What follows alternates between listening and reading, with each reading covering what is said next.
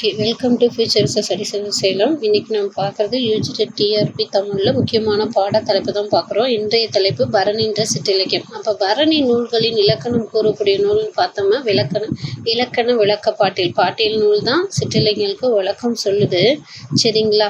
அதாவது பரணி அப்படின்ற நூல்னு பார்த்தீங்கன்னாவே என்ன அப்படின்னு சொல்லி பார்த்தா, போர் செய்தி, போரில் வெற்றி பெற்ற வீரனுடைய சிறப்பையும் போரில் தோற்ற வீரனுடைய சிறப்பை சார்ந்து சொல்லக்கூடியதான் இந்த பரணி அப்படின்னு சொல்லக்கூடிய நூல்கள். ஓகேங்களா?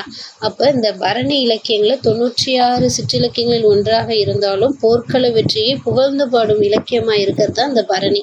அப்போ போர்க்களத்தில் பரண் மீது இருந்து பாடப்படுவதாலும், காளிக்கு பரணின்ற நாளில் வழிபாடு செய்வது பற்றிய செய்தி கூறுவதாலும் பரணின்ற பெயர் பெற்றிருக்கு. தோல்வியுற்ற மன்னன் பெயரை சார்ந்து பாடப்பெறுவதுதான் பரணி என்பதும் இது ஒரு நட்சத்திரம் அப்படின்ற செய்தியும், இது காளிக்கு யமனுக்குரிய நாளாகவும் பரணி அப்படின்ற இந்த சிற்றிலக்கியம் 13 உறுப்புகளை கொண்டதாக இருக்கு.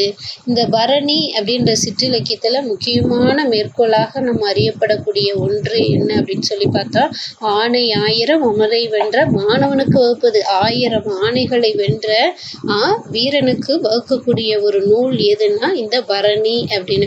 சரிங்களா? பரணி அப்படின்ற நூல், பரணி என்ற நாள்மீனில் காளியையும் யமனையும் தன் தெய்வமாக பெற்று அந்த நல்மீனில் வந்த பெயரே நூலுக்கு பெயராகி வந்த கூற்றும் இருக்கு. போர்க்கடவுளாகிய கொற்றவைக்குரிய நாள் பரணி. இந்த பரணியில முதல் பரணி நூலாக கலிங்கத்து பரணியை சொல்லுவாங்க. பரணி பாடுவதில் வல்லவதை ஜெயக்கொண்டார்னு சொல்லுவாங்க. இவரை தொடர்ந்து நிறைய பரணி அப்படின்ற சிற்றிலக்கியம் தொடர்ந்து இருக்கு.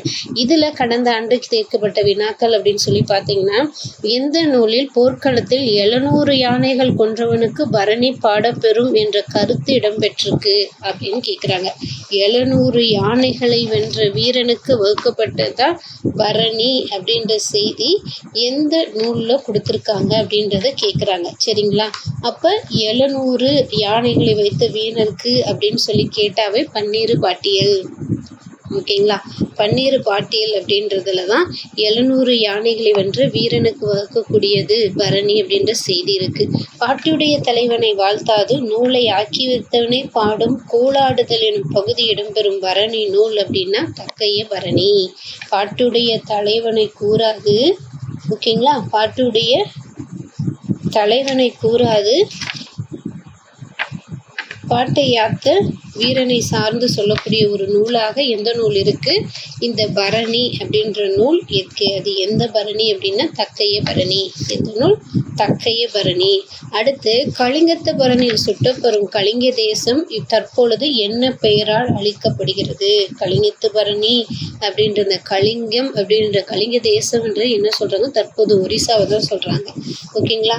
கலிங்கத்து பரணியில் கூட்டப்பெறும் கலிங்க தேசம் எவ்வாறு வழங்கப்படுகிறதுன்னு ஒரிசா. இந்த வினா ஏன் உங்களுக்கு ரிப்பீட்டராக கூட அடிக்கடி தேர்வில், அதாவது யூஜிடிஆர்பிலையும் கேட்கப்பட்டிருக்காங்க, மற்ற பிஜிடிஆர்பி டிஎன்பிஎஸ்சி எல்லாத்துலேயும் அடிக்கடி கேட்கக்கூடிய ஒரு கட்டாய வினாவாக இருக்கு.